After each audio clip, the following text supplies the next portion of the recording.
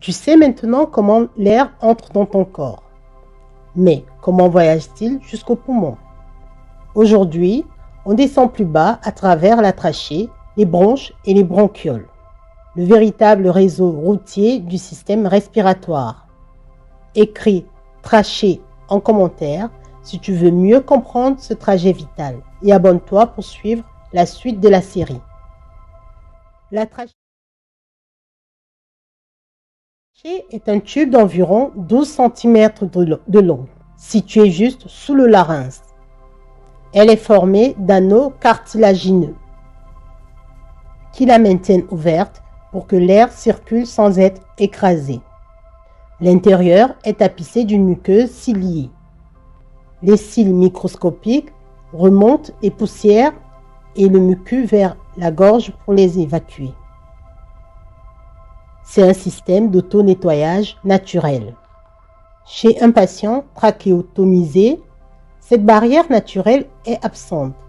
L'hygiène de la canule et l'humidification sont donc essentielles pour éviter l'encombrement. À la fin de la trachée, l'air se divise en deux branches principales.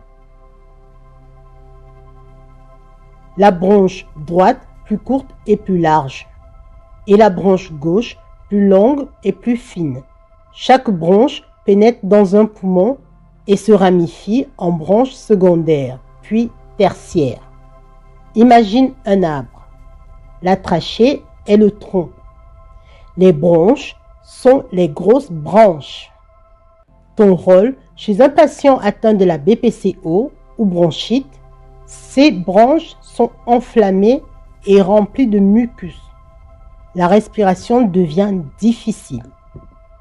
La kiné respiratoire et la bonne hydratation sont cruciales. Les bronchioles sont les plus petites divisions des bronches. Elles n'ont plus de cartilage, mais des fibres musculaires.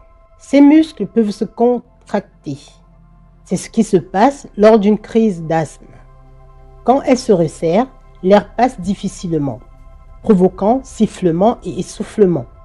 Les bronchioles se terminent par des minuscules sacs, les alvéoles pulmonaires. Lieu des échanges gazeux qu'on verra dans l'épisode 4. Dans un soin, le respect de l'humidité, la bonne position du patient et l'aération des chambres favorisent une respiration fluide. Tout ce système est équipé de défenses naturelles. Les cils vibratiles, le mucus, le réflexe de la toux. Ces trois protections empêchent les microbes d'atteindre les poumons. Quand une personne fume, ses cils sont détruits, le mucus stagne et la toux devient chronique. En stage, si tu vois un patient tousser régulièrement le matin, pense à ce mécanisme. Récapitulons. Trachée, conduit principal maintenu ouvert par du cartilage. Les bronches conduisent l'air dans chaque poumon. Les bronchioles, petites ramifications menant aux alvéoles. Et les mécanismes de défense, le mucus, les cils et la toux. Petite astuce de pro chez les patients alités. Aide-les à changer de position régulièrement. Cela favorise l'ouverture des bronchioles et limite les encombrements.